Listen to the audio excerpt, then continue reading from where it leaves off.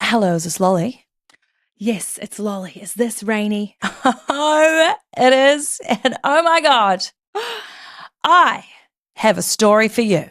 Heck yes. Oh, give it to me, girl. Well, look, today we've got to give a little shout out, Lolly, to Mark Furs. Our boy Furzy. He sent me this mammoth case, and wow, this is the biggest case that I've ever done. Really? Far out. Well, I don't have that much time, sweetheart. We better get straight into it. Let's go. All right. 3, 2, 1, baby. 3, 2, 1. And you can handle the climber. You can't handle the climber. You can't handle the climber. You can't handle the climber. And scandal. November 11th, 1859. Oh, Lordy, that's a while ago. Don't be deterred with the year, guys, because this one is juicy as hell. Really? Fudge. I can't believe you found information on such a long time ago. There is more information on this case than some of the cases we've covered. I swear to God. Wow. It's like the Bible. Unbelievable. I know. In Selbu, Norway, on a remote farming community, Brynhild Paulsdatter Storsith is born. What? That's right. Brynhild. Brynhild. Wow. Brynhild was born to Father Paul and Mother Barrett. Her name was Barrett. Just for reference, guys, our last name is or was Barrett, and I don't think that's acceptable for a first name, especially for a lady. No. Here comes Barrett. It's not very sexy, is it? Barrett, come down for dinner. No, it's not. Brynhild didn't really have much luck either because that name is awful. She was the youngest of 8. And in the 1800s, Lolly, it's a hard time on a farm. Survival came before comfort. It's the 19th century. Life is cold, food is scarce, and the winters are brutal. I'm glad I'm in 1980s, baby. Everyone worked, and even the children. Brynhild grew up milking cows, tending land, hauling water, and learned that no one was coming to save her. Oh, Brynhild. Holy, it's a bit depressing, isn't it? It is. And growing up, she was awkward. She was an introvert, very serious, very observant, and she really stood out in the village because she, like I said, was weird. And at 18 years old, Brynhild would become pregnant to the good-looking, wealthy boy down the street. You dirty, sassy little whore! I know. Go, girlfriend. Whoa! It's a little young. This was a big no-no in Selbu, or whatever you call it, because you cannot get the poor village girl pregnant. And at one of the village dances, Brynhild would be attacked by one of the boys and kicked violently in the stomach, and she would suffer a miscarriage. Oh my God.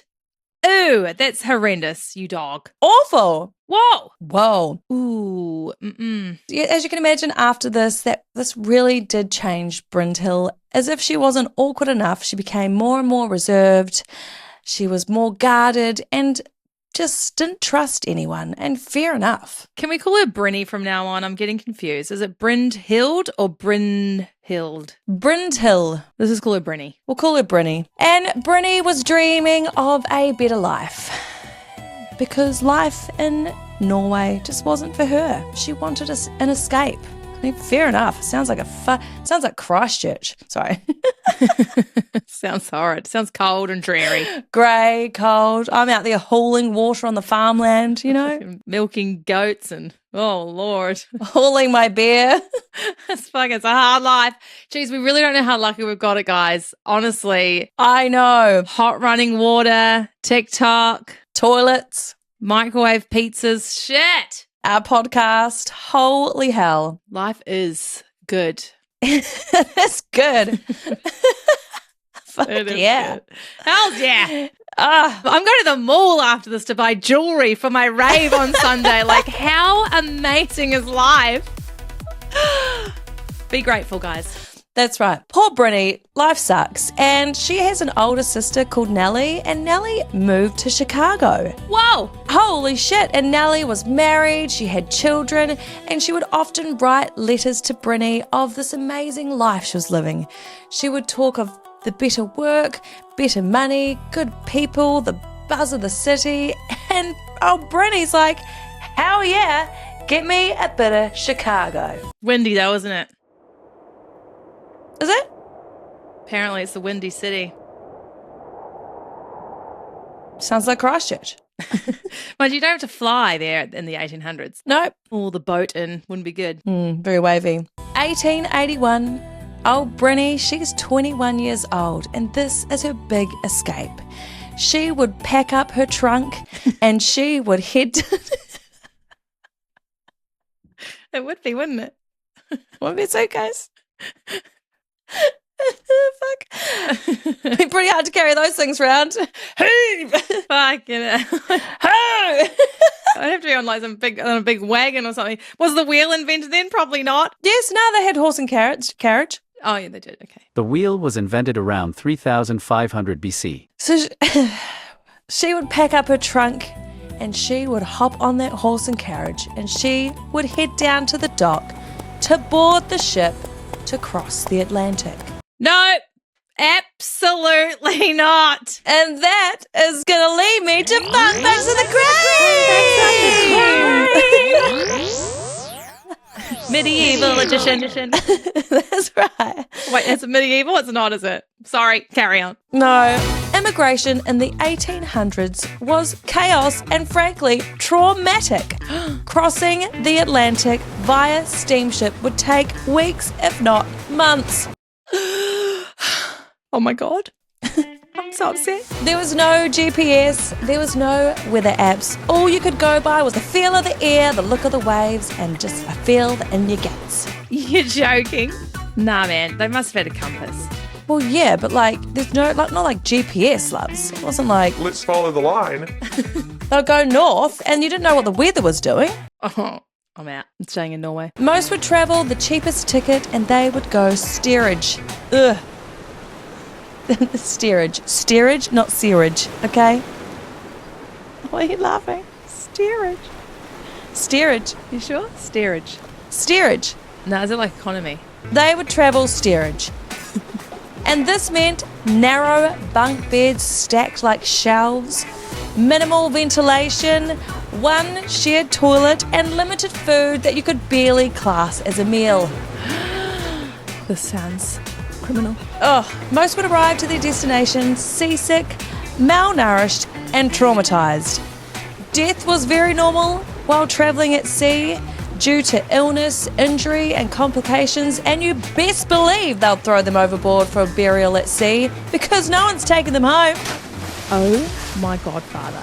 Used to be on fish food. See you later. Is that like everyone would get scurvy or something? Is that right? You get on the boats. Scurvy. Must have been all the 2-minute noodles. Show story time. Oh shit. I had a boyfriend one time. Hijacking fun facts. Fuck now. Story time. Let's go. Story time. I had a boyfriend one time who lived on 2-minute noodles and he got scurvy. Dude. He did look like he had scurvy still. Yeah, not right. Back to fun facts. Immigration checks were a walk in the park. They would undergo a 6-second medical. Look at a glance and they would check, can you walk? Can you breathe? Are you dying? Sweet, you're good to go. Wow. And Lolly, if your name was too complicated, they would just change it then and there at the border. See you later. John Smith.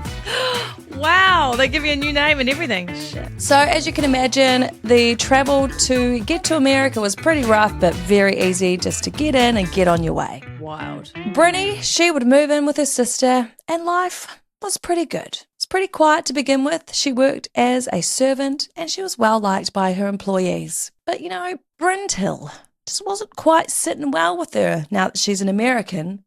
So Brinny would head on down and she would change her name to Bella. Lovely. Bella. So now we have a new name, and Bella should change his name to Bella in hopes of meeting a man and winning his heart. And this is when she would meet Mads Sorensen. Mads. Mads, and you best believe that Bella and Mads would hurry to the altar and they would get married. Oh, well, it's lovely. That is lovely. Mads would work as security at a local department store, but times were pretty tough. Money was hard to come by, and they were on Struggle Street. There's department stores back then? Oh, yeah, I guess so. Wow. Probably a Valentine's back then. Farmers, definitely a farmers. Decker. Probably. Look, Mads wasn't giving Bella the life that she wanted, and things just were a bit tough. Bella was struggling to get pregnant, and she was desperate for a daughter. And this is when she'd go up to her sister Nellie and say, "Hey, Nellie, you know your 4-year-old daughter, that niece of mine? Do you think I can have her?" What? Nellie's like, "Absolutely not." She's like, "Well, just let me take her off your hands for 6 weeks and just see how you feel afterwards." Wow, okay. Shit. Eventually, Bella would convince Nellie to hand over her daughter for 6 weeks. And this was just a magical time for Bella. She loved having this child in her care, and it was just all of her dreams were coming true. But 6 weeks would come and go, and Nellie would come to get her daughter. And again, Bella's like, "Come on, Nellie, just let me keep her. Go on, Just like a dog. just let me have her." Let me have a far out. And this would really put a big strain on the relationship. And obviously, Nellie said, "Absolutely not, Bella. You are bloody mad." And she would take her child, and this was relationship over for the girls. Wow. But not long after this, Bella would come to meet a young girl called Jenny. Now, Jenny was only 8 months old, and unfortunately, her mother was dying. So the mother would ask Bella to take Jenny and raise her as her own because obviously the father couldn't handle it. And Bella would swear, "Of course, I will look after her and do everything for her." Eventually, the mother would die, and voila, Bella has a daughter. It's bloody convenient, isn't it? Jenny was, like I said, 8 months old, very young. So it's great. Wow. As time would go past, Jenny's father eventually met a new woman. His life was more stable. So he came back in and he wanted his daughter back. But Bella said absolutely not. She fought him in court and Bella would win. Whoa. So Bella got to keep Jenny. Dad got to piss off. And that was that. I have no idea where this is going. Trust me, you have no idea. Now, time would pass, and it is now 1894. Bella and Mads, they're living their married life, they're raising Jenny. Times are tough, but times aren't too tough because Bella and Mads would open a candy store. Wow. Candy store. And they would open this store in a very busy street in town. Great location, heaps of foot traffic. What could go wrong, Lolly? Well, I'll tell you what could go wrong. There was no customers. Obviously, people didn't like candy back in the 1800s. Couldn't afford it. Probably had no teeth. Yeah, it probably wasn't like, I don't know how wealthy people are back then. It's probably not really high on the shopping list. This is not great. But less than 1 year from opening the store, Bella and Jenny would run from the store yelling and screaming, "Fire! Fire!" And of course, everyone would come, rush to the aid, and this candy store was up in a blaze. This thing was going down. Did they have insurance back then? And this was devastating. But you wouldn't believe it, Lolly. The candy store was insured. Oh my God, what are the chances? I just didn't see this coming. No, and the candy store was insured for $3,500, which would be paid out. And in today's money, that would be equivalent to $130,000. Wow, okay. Yes. We can do a bit with that. Hell's yes. In the money. So it didn't matter. They had a failing business and it burnt down. They said that one of the gas lanterns in there had just caught fire and exploded. And what do you know? All the marshmallows went burning down. Shit. Did they not have, they wouldn't have had lights. It was all lit by gas lanterns. That's right. Oh, what a time. Could you imagine? So they would go on to buy a 3-story house in a lovely family suburb. And lucky it was in a family suburb, Lolly, because they would add 2 more girls to their family, Myrtle and Lucy, likely adopted, and then eventually they added 2 more, Axel and Caroline. Where's she finding these babies, Rainey? I honestly have no idea. Where's she finding them? No idea. She's taking them. Yeah, look, I don't know. They must just find them on the street back then. Yeah, well, I guess people just drop them off at the fire station, don't they? She just found these babies. Well, look, it's very hard to find all the correct information, but she did, I don't know, if there was adoption papers or they got lost. Now they've got a family of 1, 2, 3, 4, 5, 6, 7. Family of 7. They're a family of 7. Oh, 5 children, Mads and Bella. They're in their nice, beautiful home. They got cash in the bank. Life's good. isn't it? But it wouldn't take long, Lolly, before tragedy would strike. And Caroline, at age 5 months old, she would die of inflammation of the bowel. I mean, how do they even know that back then? Do they even have x-rays? No, they probably just do a little autopsy and go, oh, it's a bit swollen. Yeah. Now, this is devastating. It's very sad. And it wouldn't take long for tragedy to strike again. No, come on. 3-month-old Axel, he would die of hydrocephalus. Come on, girl. I got this earlier. Break it down. Hydrocephalus. This is fluid in the brain. Oh. Now, it was a little strange because both infants had similar symptoms, quite similar to poisoning, but on like maybe in the autopsies they came out with different outcomes. But you wouldn't believe it, Lolly. Not long prior to their deaths, Bella took out life insurance policies on the children. She's a bit of a psycho, isn't she? They would be paid out and they would carry on. Oh, those poor children. Time would pass, money would be spent, and then the lack of money would become an issue again. April 10th, 1900. It's a new year. It's a new me. Bella and her children would run from the house screaming, "Fire! Oh, my God. Fire!" Not again. Her house was burning down. The local fire brigade would rush to the house by horse and cart. They would, wouldn't they? And they would have to pump water from the fire hydrants. There was no automatic flow of water. And they would put out the fire. Bella is beside herself and she's like to the firefighters, "Oh my God, what am I going to do? I've got no home." And the firefighter's like, "Yeah, you do. We got all the fire out. You've just got a little bit of smoke damage. Nothing to see here." Oh, my God. Could you imagine? Bella was furious. She couldn't believe it. All of her hard work ruined.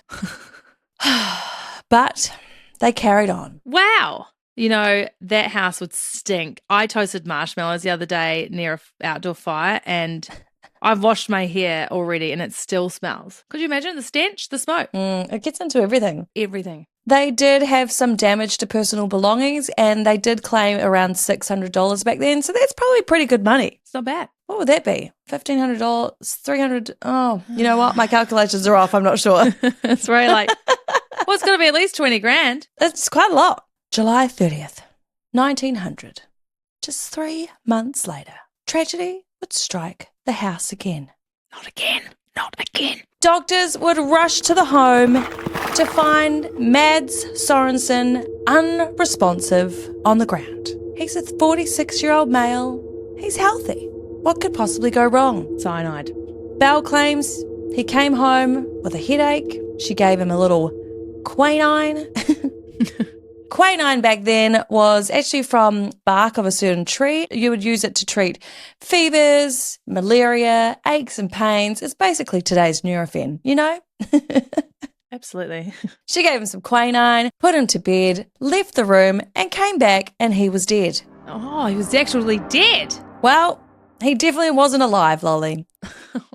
Sorry, shouldn't laugh. Absolutely not. Not okay. There's a lot of detachment to the story. It's very old. Poor Mads. Bella would claim maybe the pharmacy gave me morphine instead of quinine. Oh, wow. You could get morphine back then. Maybe they just mixed it up. And the doctors are thinking, This is a perfectly reasonable explanation. Absolutely. so there was no more questions asked. He was taken away and ultimately they ruled his death as a cerebral/stomach hemorrhage. How do they know? I mean, I don't know. Pull it out of a hat. Lucky dip. And Lolly, you would not believe.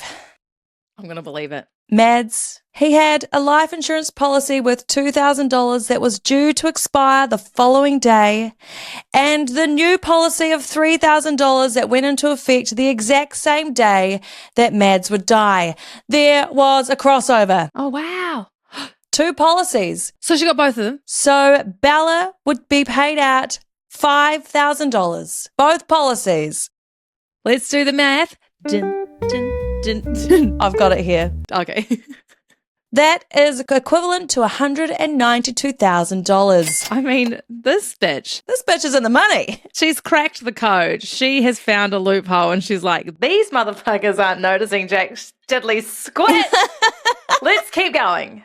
Wow. Well, let's be honest. It's pretty easy to kill people back then. I reckon she was probably one of the first for insurance fraud. Well, obviously. She's like, fuck this candy store. I'm burning it down. And no questions are asked. Happy days. Wow. Oh my God, this bitch. It's going to get so much more wild. No. Oh, Oh, really? hey, buckle on in, people. She's had the badness inserted inside of her. She likes it. She's got the devil in her. She's got the devil's dick in her. That's right. November 1901. It's time for a fresh start. Bella would pack up the children and her belongings and she would move to Indiana and she would buy a farm in a place called LaPorte. The candy shop wasn't really up her alley. She didn't know what she was doing, but Bella grew up on a farm. She knows exactly what to do. So this will be a piece of cake. It's 48 acres, so it's pretty large, and it's right beside a lake. It's beautiful. Lovely. And it's time for another change, and she would go by the name of Belle. Ooh, okay. She dropped that A. So we're on the third name now, and she has a fresh start, and this is when she would reconnect with a man called Peter Gunnis. Peter? Peter was a man that she met in Chicago that once stayed at her property, and these guys would hit it off. Not a lot of time would pass, and these two would get married. You had to back then. Everyone just get married. I wouldn't have to go through like a proper divorce. I mean, she's a widow. I don't know what to tell you, loves. It's before my time. Now, Belle is called Belle Gunnis. Peter had 2 children prior to meeting Belle. I'm not really sure what happened to the wife. However, one was pretty young, we're talking an infant, and one was a toddler. Oh, wow. And I guess when these men are single with children, they probably really want to get married pretty quickly to be like, Here, take care of them. Absolutely. I don't know what the fuck I'm doing. Help me! Peter and his children, they all moved into the farm with Belle and her children, and they would start living a lovely life until just 5 days later, tragedy would strike. Oh my God, what are the chances? Peter's youngest child Oh. would die of edema of the lungs. Now, this is when fluid builds up in the lungs. A lot of fluid building up around Belle, isn't there? That's right. And obviously, this is devastating to Peter. He loved his children. He couldn't understand what had happened, but the family would carry on. Did he have life insurance? Well, 5 days is pretty quick to get a life insurance policy in there, unless she made him do it before the wedding. It's true. Life would carry on. They would be living on the farm, herding the sheep, hauling the water, and milking the cows until December 16th, 1902. Oh no, not again. Not again, Rady. Little Jenny would run to the neighbours, bashing on the door, saying, "Come quick! Papa's been burnt! He's hurt! Come quick!" And the neighbours would start sprinting next door. They would enter the property, and Belle is beside herself, screaming and wailing, "Help me! Help Peter!" Poor Peter. Peter is fucked. Peter is on the floor, surrounded in blood, with a terrible broken nose swished to the side, burns on his neck. Ooh. He's in a terrible way. In fact, Peter is dead. Doctors arrived. Belle would eventually calm down and she would explain exactly what has happened to her poor husband. Peter was putting on his shoes in the kitchen and a meat grinder fell off the top shelf, Oh. smashed him on the head, hit a big pot of boiling brine on the way down. Sorry. Oh my God, sorry. Would hit a big pot of boiling brine on the way down. So not only has he been smacked in the back of the head with a meat grinder, he has been completely burnt from behind from the hot brine. Oh my God. Not great. However, Peter was alive. Poor Peter. Belle would just tap him down, dry him off, and send him on his way to bed to have a rest. Oh, okay. She also did make a little concoction of baking soda and water just to tap on the burns, just to make sure it was definitely going to heal okay. Yes, you would. Bit of vinegar. Psh. And hours later, Belle would return to find poor Peter dead on the floor. Now, doctors are thinking this is a little suspicious. They're like, Something's not right here. Peter's in full rigor mortis. Oh my God. Belle probably doesn't know what that is. She wouldn't. They're thinking the story doesn't quite align with the injuries. An autopsy is done, and it looks like Peter has been beaten repeatedly on the back of the head. He's got cuts to his eye, and like I said, a broken nose. His nose is like on his cheek, basically. Like he's fudged up. Yeah, wow. He looks like he's been through a meat grinder. Oh, Pete. Poor Peter. So they bring Belle in for questioning, and she just tells the same story. Jenny obviously has been told what to say, and she says the same story. They even go to ask, Do you think that someone broke in and murdered Peter? but she's like, absolutely not. It was the meat grinder. They'd never suspect Belle. And eventually, this death would be ruled an accident, and case is closed. She's got luck on her side, Belle. She sure does, and you best believe there is a life insurance policy. Not really sure what it is, because Peter's brother would travel to the farm asking a lot of questions, because Peter's life insurance policy was, in fact, in his remaining daughter's name. But the money was nowhere to be found. Now, Peter's brother did not have a good feeling about Belle, did not have a good feeling about the circumstances of how he died. So in the middle of the night, he scooped up his niece and he ran away with her, never to return. Good call, bro. Good call. Thank Christ. Time would pass. Daughter Myrtle, she would die. Not really sure how, but she, in fact, would die. What? Yep. Oh my God. Just only a few months later. What are the chances of dying back then? Is it quite high? Yeah, I'd say. Yeah, it is. Yeah. Sounds like it. Healthcare's not very good. Mind you, look at today. Everyone's fucking dying in their 30s and 40s anyway. We're getting cancer. So strange. Cancer of the bowel. I wonder why. What could this be? That's so weird. So strange. A few years would pass, and Belle was getting pretty sick of taking care of the farm. It's a lot of work. Sorry, how many? She got 2 kids left. She has got Jenny and she's got Lucy left. Oh, One day at the farm, she's getting sick and tired of looking after it, but she would call a midwife and she would claim to be in labour having a baby. oh. This is strange because everyone thought Belle couldn't get pregnant. Mm. And the midwife would arrive, and there she was with this little boy, already dressed, probably around 6 months old. I just popped this big boy out. So everyone's wondering where this baby's from. However, not a lot of questions were asked back then, and all was well. What? You're joking. No, Oh, for God. Why did she even bother ringing the midwife? I'm not sure. This bitch. But anyway, Belle and her 3 children, they're on the farm, and as I said before, it's getting pretty tough.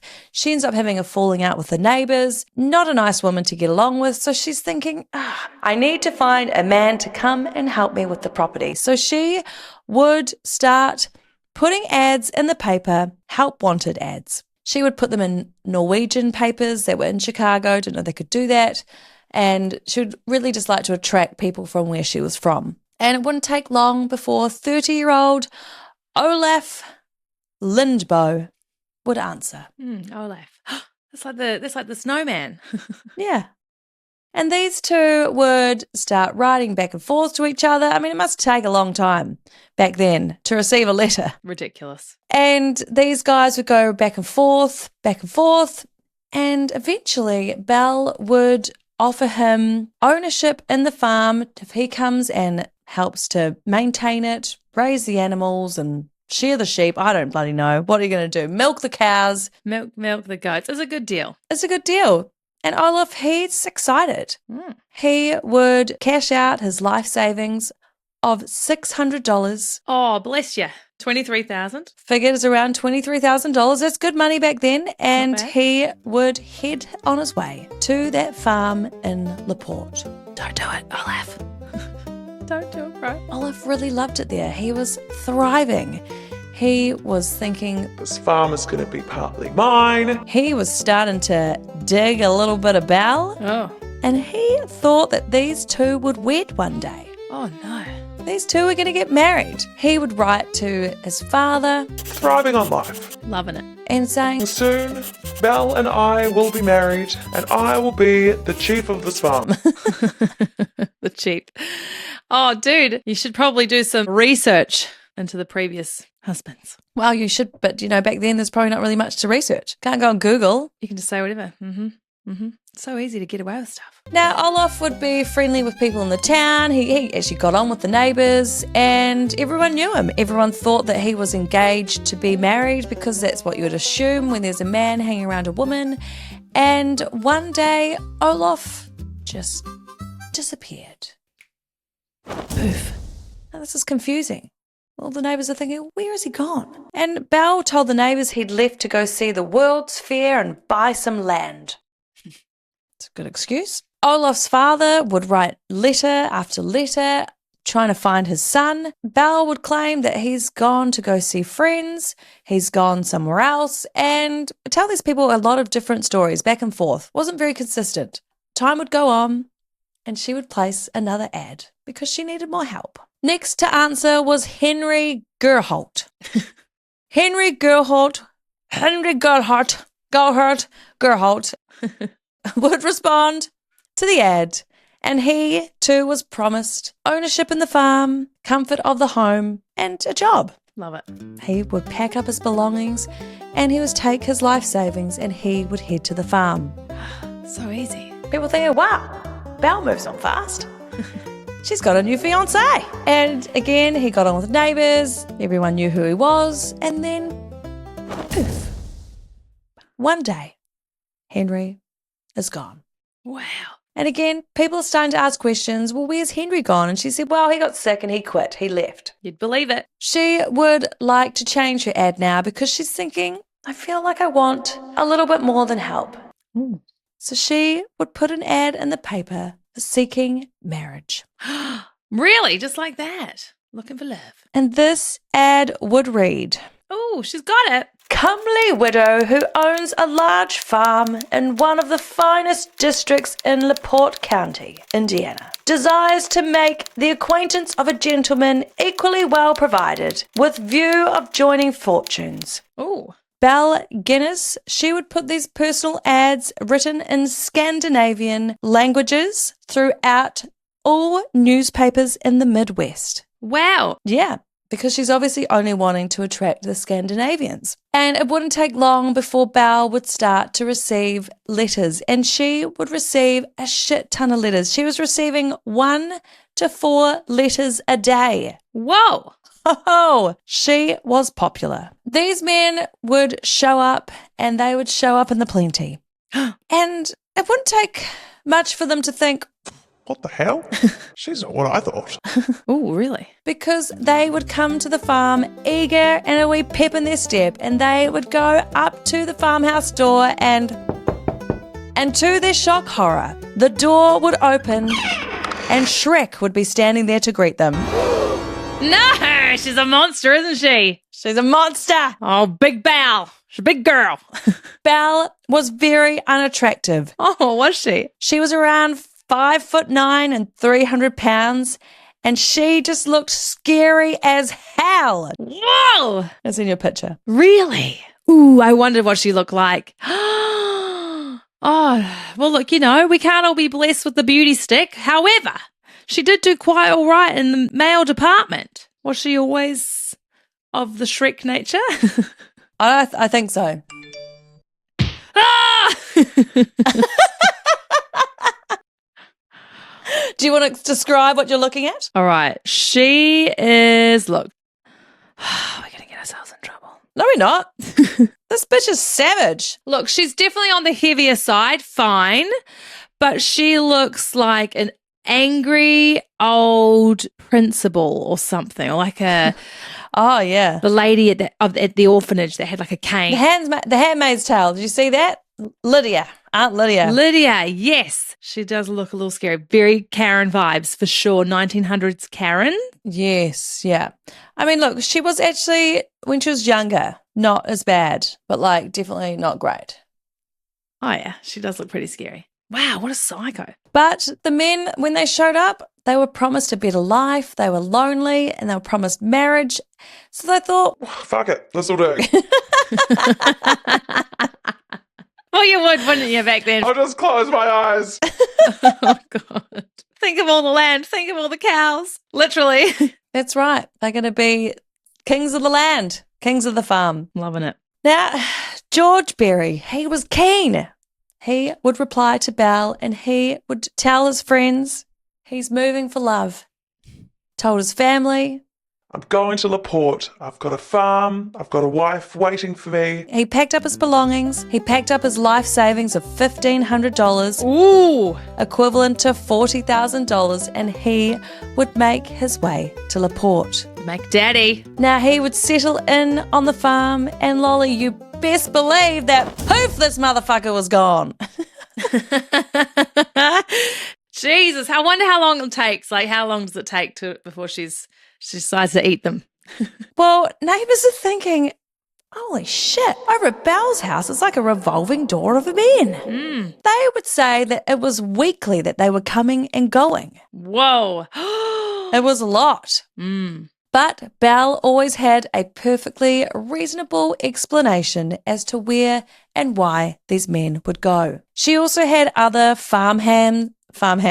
Bet she had some farm hams. She had some farm hands that was thinking, Oh my God, there's another guy here. but she would always introduce them as her cousins. Oh. Strange. And another strange thing is every time these men left Lolly, they would always leave their trunk. Now, these trunks are pretty hard to dispose of. So Belle just had a bedroom full of trunks and full of men's clothing. Whoa. Another would respond to the ad named Joe Mo. Joe Mo. Jomo. He was from Minnesota. And again, he would show up with his life savings, promise of a farm and a wife, and poof, he would go. He would go. George Anderson would come a-knocking. Stop it. He was in hopes, again, of a better life, farmland, and a wife. These two would spend some time together. Belle would tell him that she still owes money on the farm, and George would promise her to pay all the money back once they are married. See, it didn't take long for George to feel a little uneasy. He's thinking, Something's not right about this farmland. What was it? Was it a hairdo or Something seems really off. stinks? he noticed, Stinks like rigor mortis. it fucking stinks like Shrek. He noticed that around the farm there were a lot of, I don't know how to explain this, there were a lot of freshly dug holes that had been covered back up. 6 foot long, about 3 foot wide. Mounds. There's another one. There's another one. He's thinking, What the hell is going on? No. he noticed there was a lot of trunks in one of the bedrooms full of men's clothes. This is another red flag. Who's this? Is this Jomo? No, Joe's gone. Oh, fuck it. Oh, I can't give up. George Anderson, he's thinking, There's a lot of dirt graves out in the backyard. There's men's trunks everywhere. Something seems off with my soon-to-be wife. he is trying to sleep one night. So they obviously sleep in separate bedrooms until they wed. Ugh. You know, got to do something right. Fair enough. And he would awake to Shrek standing in his doorway. Sorry. He would awake to Belle standing in his doorway, holding a candle, Oh, staring at him. scary. And he's thinking, Fuck. Oh, holy shit. I'm going to get my dick sucked. What's happening? he's thinking, no, this guy's creeping out. He's like, This shit. Something's not right here. This bitch. and he's lying there in the covers, just hoping that she's going to go. And Belle, obviously startled because she sees that George has woken up, she quickly scuffles down the hallway. George is like, Nah, man, fuck this. and he puts on his clothes and he fucking bolts, baby. Get out of there. He gets the hell out of there. He gets on his horse and carriage and he down the street. It's like, No way. Hell no. he's gone. Thankfully, George, he manages to get out of there. Christ. Wouldn't take long because Belle, she moves very quickly. She would place another ad. She probably didn't even need to place ads, to be fair. She probably just picks a letter out the pile. This one will do. Wouldn't take long before another Olaf would arrive. He too would come with savings, promise of a better life, and ownership of farmland. You know, the same old chestnut. And a big wife. Yeah. And a big giant wife. And eventually he would just go missing as well. Fucking Poof, gone. Gone. 1905. Wow, far out she's been through a few men in a few years. It's not much time, is it? Hell no. It's like 3 years. 1905, Henry Gerhout. He was a Norwegian immigrant. He would arrive. And again, life savings, farm, wife. You know, you got this. Like a and Steadley poof, split gone. Now we're going to change things up a little bit here. She needs to get creative. She's getting sloppy, physically and mentally. Yeah, that's right. 1906, Belle's daughter Jenny. She's 16 years old. She is quite the young lass. She is blonde, she is beautiful, and she attracts attention from a lot of the boys around town. And one in particular, who is also a farmhand, 19-year-old Emil, and he is into her. Wow. These two would spend a shit ton of time together. Mm-hmm. She's into him too. She's thinking, I like this boy. I like him. However, Belle, not so much. One day, Emil is trying to find Jenny. She's nowhere to be seen. And Belle says, well, I've sent her off to Los Angeles to finishing school. Stop. And all of her friends are thinking, where the hell is she? No one knew that she was leaving. No one knew anything about it. But poof, poor Jenny's gone. And you remember Jenny is the wee kid that she got from the dying mother and she fought the dad in court. She's a well-loved child. But Emil would receive letters from Jenny from the new school, but they would only be read out by Belle. He wasn't allowed to physically see or read the letters himself. Oh my God. Not Jenny. Has she gone to school or is she, you know? Out the back. She's out the back, loves. 1907, Ray Lamphere. He would respond to one of these ads in the paper. Jesus Christ. Now, Ray, he is a heavy drinker. He's a gambler. And he is super excited to meet his new wife, look at his new farm, and basically just get drunk in a new environment. Perfect. Sounds great. He's excited. He tells all of his drinking buddies of what's going to happen, and he heads on his way. He arrives at the farm, but something's a little different because while Ray is there, he's there for a little bit longer than usual. And at the same time, Belle, she starts pen paling another person who wrote in from her ad. So effectively, Belle is cheating on Ray. She's having an emotional affair, an emotional pen pal affair. She is, and she is pen paling a guy named Andrew. He'd done a little stint in prison. He was a little cautious, and he's thinking, I'm not too sure about this Belle girl.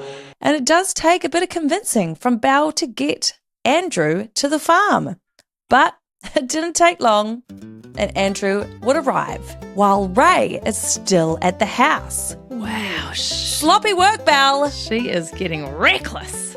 Oh, she what? She is thirsty. Ray's thinking like, Who the fuck is this guy? Get away from my woman. Don't worry, there's plenty to go around. there's plenty to go around. It's so mean. I'm sorry. Well, she deserves it.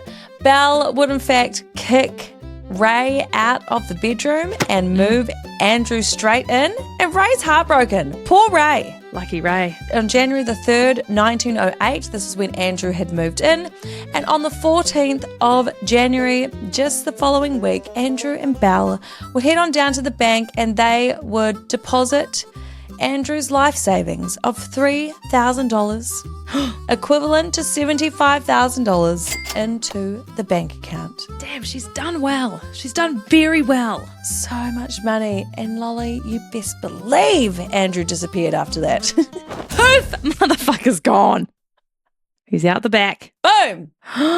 Finally, a family member is concerned. Thank God. What does it take around here? Andrew's brother, Asla or Ashla, I don't know. You choose. Take your pick, friends. We're going to call him Asla. They were very close. Andrew, I forgot to mention, he's from South Dakota. So Andrew told his brother he's going to come back and see him very soon. He's just going to go and meet his new wife, tidy up a few loose ends, and he'll be right back.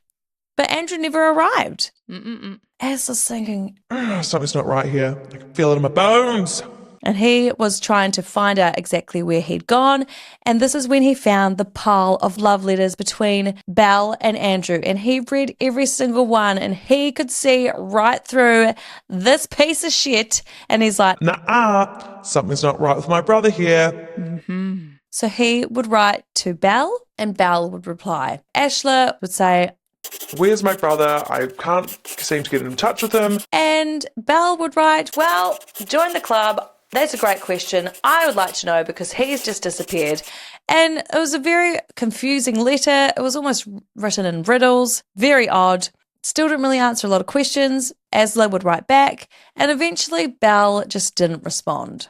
Fair enough. Asla's not going to stop there. He is convinced that Belle has done something to his brother, and he decides to travel to the farm. Get it, boy. In the meantime, it's February 1908. Hang on. Where's Ray? Ray is right here. He's still in the spare room. February 1908, Belle would fire Ray. Lucky. And all the farmhands are thinking, what's going on? Because they're yelling and screaming and arguing, and it seems to be over unpaid wages. And this gets pretty gnarly until Belle, she's had enough, and she goes down to the local sheriff, claims that he's crazy. Doctors would come along and they would declare that poor Ray is crazy, and they would take him away. Put him in the loony bin. Put him in the loony bin. Maybe he was crazy. Why did she keep him there? He mustn't have had any life savings. Well, either that or she really liked him. She didn't know what to do with him. 28th of April, 1908. Over at the neighbour's house, Joe Maxim could smell a burning smell. No. He looks over to Belle's farmhouse, and this thing is ablaze. Now, remember, Joe and Belle didn't get on because there was some issues between the two of them, but that wasn't going to stop him. He ran as fast as he could over to the farmhouse, and he's yelling, Belle! Belle, are you in there? he's yelling for the children, and nothing. He tries the door, he can't get the door. He's running frantically around. He would get an axe and he starts hacking at the front door. This is her house. This is at the farmhouse, and this thing is engulfed in flames. He would eventually get the door open, and there is just a blanket of fire. He cannot get through. He is not giving up. He runs around, he finds a ladder, he puts it up to the second story. He tries to climb up there, but this thing is ablaze. Wow, good on you. The fact that he's trying so hard is so nice, but there's just no use. The fire crew would arrive, probably with their buckets of water, but this house would just come crumbling down in flames. It would take hours to work through the charred remains, and eventually in the corner of the house, they would find the bodies of Belle Gunness and her 3 children. No way! This is strange though, Lolly, because Belle, she has no head. Oh, okay. Well, that is unfortunate. It's suspected that there is arson. And murder. Something else has gone down. Now there's one main suspect, Lolly, and the main suspect would be Ray. Ray! And Ray would be charged with 4 counts of murder and arson. Really? However, suspicion around the town is now thinking, something's not right here. The neighbours and the people of the town would go to the house and view the dead body of Belle. She's still there. They're like looking at this headless remains and they're thinking, nah, that's definitely not Belle. It's too small. That's far, far too petite, far too small. That is not Belle. Oh My godfather. So the doctors would come in, and obviously back then buying clothes was quite different. So you'd go to a clothing store and they'd have all of your measurements. So the doctors would measure the corpse that it was headless, and they figured it out that this body was 5'3" and only 150 pounds. It's far too small. Too small for the mammoth size of 5'9" and 300 pounds. Mind you, are we all not just the same size when we're burnt down to bones? No, loves, our Oh, bones. no, not the length. Not the length, sorry. Not the length. I know what you're saying. So, definitely strange. They concluded it was not Belle. Shit. Shit, all right. They would test the organs, and they found a lethal dose of strychnine in the system of this Not strychnine. this body. This was a common poison used in the 1800s, 1900s. It was like a rat poison. Whoa. But as time went on and they're going through charred remains of the house, they eventually found a dental bridge. And this dental bridge was found to have porcelain teeth and gold crowns. And the dentist would in fact confirm that this was Belle's dental bridge. Convenient though, isn't it? You just go, check it out. That's right. Bye. Oh my God. She's like a super villain. And there's no head, just some teeth. Wow. And then the same with the kids? They all just died from the poisoning and then being burnt, or we don't know? I don't know about that. Probably poisoned. In the meantime, Asler shows up looking for his brother, Oh, wow. and he goes straight to the sheriff's department, and he says, My brother Andrew is missing, and that woman at that farmhouse has something to do with it. so they get investigating. They start looking into this. They would head down to the farm, and they would start talking to the farmhand. Now, this farmhand would say, Yeah, it's a little strange. Belle got me to pour a lot of dirt to try and level out all these other holes that have been dug, to level it out just by the hog area where all the pigs are. so they would head on down to the area by those hogs, and they would take a look. He also claimed that Belle got him to do this because she would dig holes to bury her rubbish in and then cover them up. Mm-hmm. Authorities would start digging. Quickly, they would uncover the body of Jenny, Oh, Jenny. the daughter. Oh, my. Jenny, she had killed Jenny and she'd buried her. They identified her because she was wrapped in a skirt that belonged to Jenny. They then found 2 bodies of unidentified children. They then found Andrew, and they kept digging and digging and digging and finding more and more and more freaking bodies. Oh, wow. Wow. Wow. Oh, wow. I was going to copy up my God, but you Oh, got me there. my God. This is wild. In the meantime, Ray, he goes to trial, and because of all the stuff that's happened, he doesn't get convicted of murder, but he does get convicted of arson. I mean, come on. He didn't. How ridiculous. Where is this psycho? He would claim in prison, he never obviously admitted guilt. He knew an awful lot. He claimed that Belle would poison her suitors with morning coffee, then split their heads like she did Peter Gunnis. She would then take them to the basement and butcher their bodies. She would feed some to the pigs and then bury some as she pleased. Wow. when Andrew's family started writing, wondering where he was, she panicked. It was time to flee. So she smothered her children, packed the money, and she fled.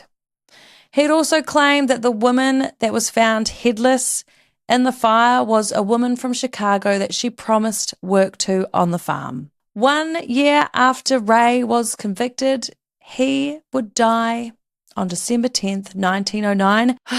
It's exhausting. I'm not sure how, but in his final breaths, he swore that Belle was living as a man in Chicago. Oh my God. Well, she probably could pull it off, let's be fair. Probably a toothless man. She got no teeth. She could definitely be Bernie. Yeah, that's right. I'll burn. So over the years, there were many sightings of Belle, but none were ever confirmed. In total, she was linked to 14 deaths, but it is suspected that she's actually linked to 40 deaths, but they can't confirm it. Whoa! And Lolly, in the bodies that were found, remember Jenny had the wee love interest with Emil, the farmhand? Poor 19-year-old Emil, he was found in the ground. Oh my God, she's a serial killer. Belle was nicknamed Lady Bluebird, which is in reference to a fairy tale husband killer, so they're calling her the lady version. She was also called Hell's Belle and also labelled the Black Widow. And to this day, Lolly, she is the most prolific female serial killer in America. Oh my Godfather. Did they ever find her? No, that is it. So, Lolly, can you handle this crime and scandal? Oh my God. I can handle this crime and scandal. It's wild. Okay, I can't, obviously. I think it was so long ago, and she was a lady, and she just kept killing, and she kept getting away with it. She was so bad, and it just makes the story just so good, but it's so bad. Oh my God. Isn't it wild? It's so wild. I can't believe it. Look, obviously, no, I can't handle the crime and scandal, but it does kind of feel like it's not real. So a little bit of me can. She is the baddest bitch we've ever covered. Wild. There's a lot that I've missed out on there. You get the gist of it, guys. Jeez, have we got a movie? There should be a movie about this. Oh, I know. That's crazy. Well, Rainey, I got to ask you the question. Can you handle the psycho bitch crime and scandal? I mean, I'm kind of with you on this one because it is such a long time ago. It is terrible, but I mean, she had her craft down pat. She was good. The money, the insurance, the dreams of owning a farm, and they'll just come with all their money and she just cashed it in. I mean, this woman was rolling Super villain. in it. Like burning the house down and the headless body. Like, Oh. wow. Wow. Wow. The crossover of the life insurance for Peter Gunnis, it's well thought out. She's evil. Genius, an evil genius. Well, there you go, friends. Holy McMoly. That was insane. There was. Well done. Great little recommendation there, Furzy. Well done. You did a great job. Unbelievable. I know. Any advice for our listeners, loves? Just, don't respond to any ads out in the paper. And if there's promise of a farmland and a wife, just don't go because it's just going to be disappointment. That's right. Farmer wants a wife, farmer wants a husband. Do not apply for that show, team. Do not, no. Thank you guys, as always, for tuning in. Hey, little favor to ask. If you are listening on Spotify or Apple, why don't you go and give us a little rating or a review? It helps us so much. We love making the pod as always. We hit our first feature in a magazine this week. Congrats. Yeah, we're just so excited. Lots planned this year. We're actually going to start finalizing these live shows. So some dates are coming out very, very soon. And thank you, as always, for being here with us. And, we make this for you guys every single week. So we love ya. We just bloody love ya. And we can't get enough of making this podcast for you guys. So thank you. Well, you guys stay safe out there and watch out for those scary looking farmers, hey? You watch out, team. All right, we'll see you next week for another juicy episode. Love you, bye. Love you, lolly, bye. Bye. Rainy and Lolly got a tale to tell, so sit down and listen up or go to hell. Crime, scandal, and comedy, unfiltered, unqualified, unapologetically. And you can't handle the crime, you can't handle the crime, you can't handle the crime, you can't handle the crime and scandal.